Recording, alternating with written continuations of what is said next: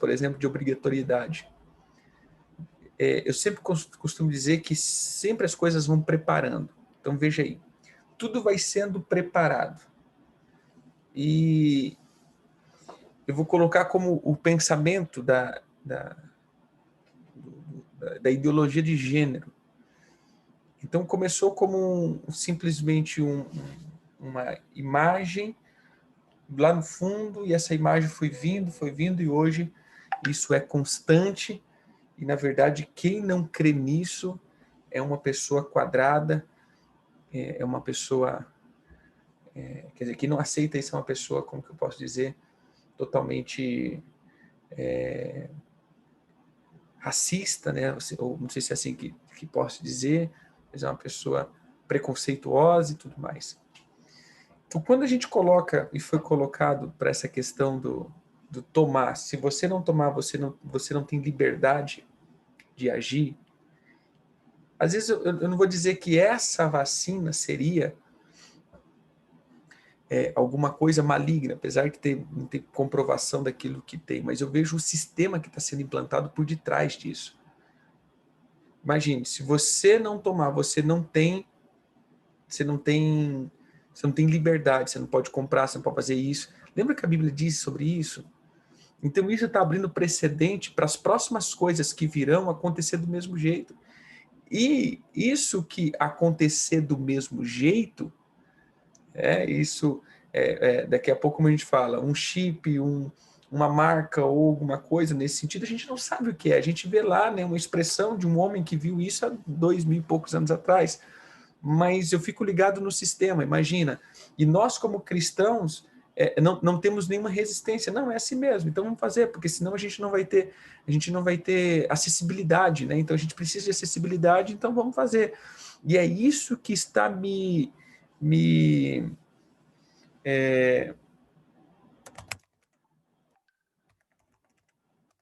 isso daqui que me preocupa muito a respeito disso. A gente vai entrando nessa onda, e nós estamos abaixando as guardas geral de tudo. Nós simplesmente deixamos e abaixamos as guardas e dizemos, vamos que vamos, e é isso aí. Então, assim, fique mais atentos, fique mais prontos. Às vezes nós vamos precisar fazer resistências, né, em algumas coisas. Não estou dizendo questão de vacinação, mas eu estou dizendo a questão que a gente precisa entender. Eu sempre costumo dizer que a marca da besta, ele é um selo de um sistema da besta. A gente está muito preocupado com a marca. Tipo assim, a gente está muito preocupado com a marca. Eu vou mostrar um exemplo. Por exemplo, isso daqui tem uma marcazinha. Isso daqui é a marca de um sistema. A gente está preocupado com a marca, mas já estamos dentro do sistema. Esse é o problema. Você entendeu? A gente aceita o sistema e rejeita a marca. É uma coisa eu pegar esse telefone aqui, arrancar essa maçãzinha aqui e pronto. Não, a maçãzinha é do capeta, né? A maçãzinha mordida é do diabo, foi lá a serpente que mordeu a maçã, que deu para Eva. A gente não... Mas eu gosto do sistema. Não, do sistema eu uso, o sistema é muito bom, o sistema ele me ajuda, né? É mais descomplicado, mas eu não posso nem ver essa marca. Então, assim, a gente tem que entender, querido, que existe um sistema que está por detrás de tudo isso. A gente vai ter que fazer resistência ao sistema, para que a gente não venha a cair na marca. Amém? A gente vai para o discipulado e estamos na lição 22. É isso? Se não me falha a memória, lição 2. Isso. A gente está falando dos frutos do Espírito. Na lição 22, a gente vai ver, então, a alegria, o segundo fruto do Espírito. A gente terminou a lição 21. E a gente está indo agora para 22. A gente terminou sobre as obras do amor.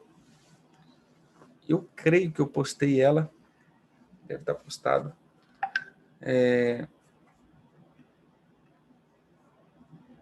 Não foi postada? Deixa eu ver aqui se eu...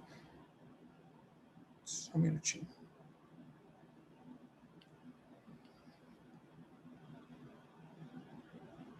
Como eu disse, são lições curtas que a gente está fazendo agora. 20 minutinhos no máximo.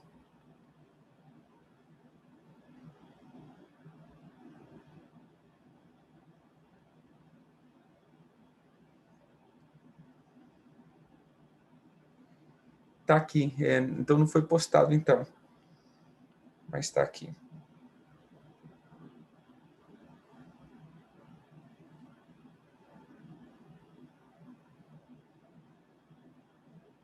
Eu vou jogar lá para o Richard fazer a postagem já.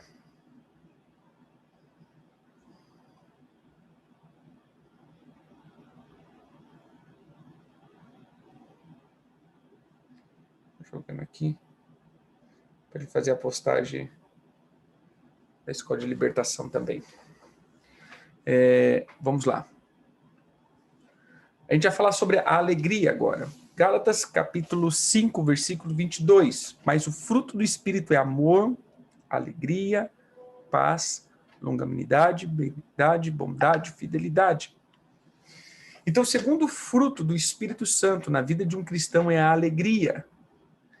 A alegria não é somente um sentimento, mas também uma atmosfera de plenitude e satisfação. Você tem que entender isso, querido, que a alegria não tem nada a ver com sentimento, mas sim com uma atmosfera. A alegria é uma atmosfera geradora. Hein? A alegria é uma atmosfera geradora. Sem alegria, não se gera nada. Eu tenho falado isso várias vezes, querido. Sem alegria, nós não geramos. Todas as vezes que perdemos a alegria de viver, a alegria de trabalhar, a alegria de servir a Deus, a alegria de ministério, todas as vezes que nós entramos na obra da perca de alegria, nós vamos perder todas as promessas de Deus. Veja o lado espiritual e físico ao mesmo tempo. Eu sempre gosto de comparar as coisas do espírito com as coisas físicas. Irmãos, todo gerar, ele sempre vai gerar em alegria. O Senhor fez algo muito perfeito.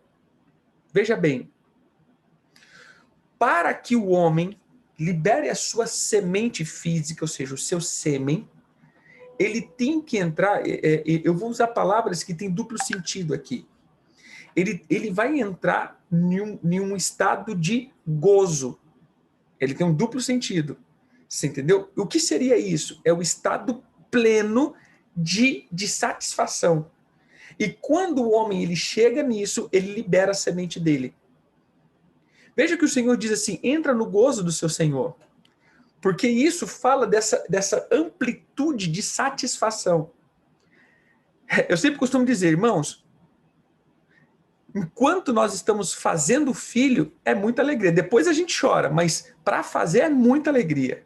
Não tem coisa melhor do que fazer filho. Mas depois nós chora, depois nós coisa. Mas a gente tem que entender que a alegria é o ambiente de gerar. Você entende aqui? Por isso ele diz, servir o Senhor com alegria. Há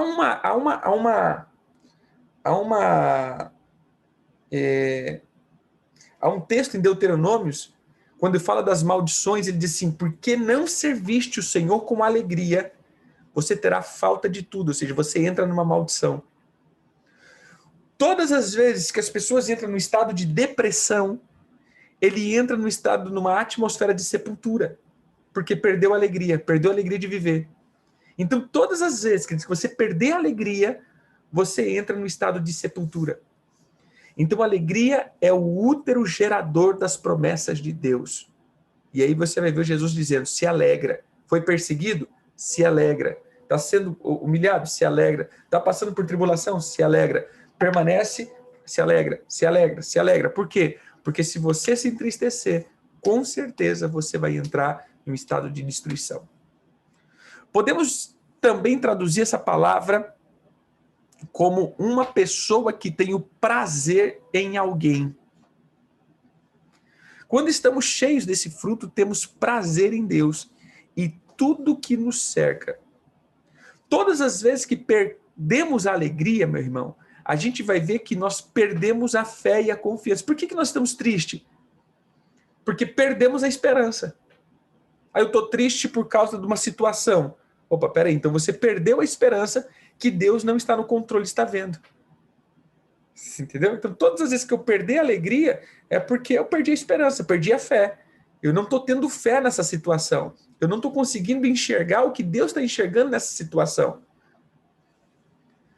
A alegria é uma arma poderosa para vencermos, pois quando perdemos ela, entramos em uma atmosfera de melancolia e tristeza. A melancolia é uma grande cadeia que nos prende em dimensões espirituais das trevas, sendo essa uma terrível arma do diabo. Primeiro, quando saímos da dimensão da alegria, entramos na dimensão de maldição. Olha o que diz Deuteronômio 28, 47. Esse é o texto que eu falei. Porquanto não serviste ao Senhor teu Deus com alegria e bondade de coração, não obstante a abundância de tudo. Veja que aqui Moisés está declarando as maldições que o Eterno tinha estabelecido para as pessoas que não obedecessem a sua palavra. E veja que a alegria é um mandamento. Porquanto não serviste ao Senhor teu Deus com alegria. Irmãos, servir a Deus não é um fardo. Nem servir a Deus não é um fardo. Eu tenho falado isso várias vezes, eu não canso de repetir isso. Não confunda. A obra de Deus é árdua e não penosa. É trabalhosa, ou seja, nós vamos trabalhar muito, nós vamos nos esforçar muito, porém ela não é penosa, é árdua. Quando deixamos que a atmosfera da angústia e tristeza entra em nosso coração, estamos então só um pouquinho.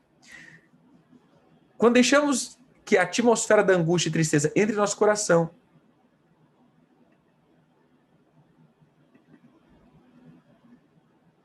estamos então parando de confiar nele e em sua justiça e passamos a andar na justiça própria. Ou seja, eu vou crer naquilo que eu posso fazer e não vou crer naquilo que ele pode fazer. 2. A alegria é o ambiente da presença de Deus. Sempre que a presença de Deus se manifesta, havia uma característica em todas essas manifestações: a alegria. Pois somente quando estamos alegres e satisfeitos em Deus que manifestamos a fé e a esperança. Sempre que o povo se alegrava na vitória e festas, Deus se fazia presente. Olha o que diz aí 2 Samuel 6,12.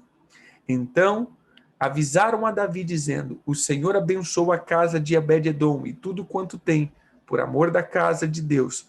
Pois Davi, com alegria, fez subir a arca de Deus da casa de Obed-edom, da cidade de Davi. Como que ele foi? Com alegria. Outro, 1 Reis 1:40. Após ele, subiu todo o povo, tocando gaitas e alegrando-se com grande alegria, de maneira que com seu clamor parecia fender-se a terra. Então veja que somente depois que Davi estabeleceu a adoração com voz de alegria é que a arca voltou para Jerusalém. 1 Crônicas 15:16. Disse Davi ao chefe dos levitas que constituísse a seus irmãos, os cantores, para que com instrumento musical, com alaúde, com harpa, com símbolos, fizesse ouvir e levantasse a voz com alegria. Próximo, 1 Crônicas 15:25. Foram Davi e os seus anciões de Israel e os capitães militares para fazerem subir com alegria a arca da aliança da casa de Obed-edom. Próximo, 2 Crônicas 20, 27. Então voltaram todos os homens de Judá e de Jerusalém, e Josafá à frente deles, e o tornaram para Jerusalém com alegria, porque o Senhor os alegrara com vitória sobre os seus inimigos. Então a alegria é a chave que abre a porta da bênção do Eterno, pois ele não quer que ninguém o sirva por pressão ou por obrigação, mas que você faça, mesmo que você faça a obra dele, se não tiver alegria de fazer isso, foi em vão o seu esforço. 2 Crônicas 23, 18. Entregou Joada a superintendência da casa do Senhor nas mãos dos sacerdotes levita, a quem Davi designara para o encargo da casa do Senhor, para oferecerem os holocaustos do Senhor, como está escrito na lei de Moisés, com alegria e com canto, segundo a instituição de Davi. Bem? Então a gente vai ver que essa manifestação de servir a Deus somente pode ser com alegria. Querido, se não há alegria, não conseguiremos gerar nada em Deus. Entenda isso. O ambiente de gerar sempre vai ser o ambiente da alegria. Você perdeu a alegria, você perdeu a satisfação. Lembra que a palavra alegria, ela pode ser traduzida com estar satisfeito em alguém. Então, a alegria não é a felicidade. Não confunda felicidade com alegria. Felicidade é um estado, alegria um ambiente. Amém? Felicidade é algo que eu estou sentindo. Alegria é uma atmosfera que eu entro. E essa atmosfera é onde eu vou gerar em Deus. Todas as vezes que você entrar diante de Deus sem alegria, pode ter certeza que você vai morrer, querido. Porque Deus não aceita ninguém que entre diante dele com alegria. Toda vez que você for cultuar, como diz aquele salmo, né? Cantai, celebrai ao Senhor com júbilo. Olha aqui, celebrar, júbilo. Servir com alegria. Então, o servir a Deus sempre com alegria. Porque esse é o útero de gerar. Eu preciso sempre estar alegre. Alegre, ou seja, se alegra, querido, se alegra com o que Deus tem feito, mas após só tá vindo pancada para todo lado, porta tá fechada para todo lado, se alegre, porque a alegria significa que você crê que Deus está no controle de toda a situação, mas após o negócio tá pegando fogo, meu irmão, se alegre, porque você crê que no meio da alegria, no meio dessa circunstância, Deus está olhando para você. Não sabemos o porquê, não sabemos o para que Deus está fazendo isso, mas nós sabemos que em tudo Deus está no controle. Ah, mas eu sinto que pode ser uma maldição. Então vai para os pés do Senhor, peça perdão, chore, mas não chore de tristeza, chore de arrependimento de alguma coisa. Mas eu já fiz isso. Então agora se alegra. Somente se alegra. Se alegra e creia que Deus está no controle de todas as coisas e nada sai do controle dele. Muitas vezes o Senhor nos bota em situações para ver o que está dentro do nosso coração. Eu vejo, querido, o maná, né? O maná foi algo tremendo. Porque Deus deu o maná para ver o que estava no coração do povo. Depois você lê lá, e eu mandei o maná para ver o que estava no coração. O Senhor diz exatamente isso. Para ver o que estava dentro do coração. Por quê? Porque agora o povo ia depender exclusivamente de Deus. Então, se Deus está te levando, querido, a esse nível de dependência, se alegra. Porque Deus está forjando em você a fé, e está forjando em você o caráter, está forjando em você a vitória, está forjando em você a espada. Como diz o apóstolo Sandro, né? Que toda espada bem afiada, ela sempre vai passar por um processo. Fogo, água, quer dizer, fogo, martelo e água. Esse é o processo da espada. Ou seja, ele bota no fogo, o negócio esquenta, taca ali a martelo, a marreta, e depois a água. Eu sempre costumo dizer isso, né? A gente vai para o fogo, o negócio vai esquentando, o negócio vai para um lado, aí a gente fala, agora, meu irmão, não tem mais o que esquentar. Aí o Senhor bota martelo, né? Aí marreta para todo lado e fala, meu Deus, e agora? Aí vem a água, né? Aí refrigera, você fica tranquilo, aí volta para o fogo de novo. Então esse é o processo de forjar uma grande espada. Então, que às vezes você está no fogo, às vezes você está na marreta, e se você estiver na água, meu irmão, daqui um dia vem o fogo, mas tudo isso, se você já é forjado como uma grande espada, amém, o Senhor vai te afiar para matar gigante. Se você ainda está sendo forjado, esse é o momento da forja. Então, não ligue com o fogo, não ligue com as marretas e não ligue com a água. Isso é só o treinamento para te tornar uma grande espada.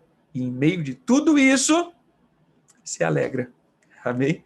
Porque ele tem cuidado de você e ele tem visto todo o teu caminhar.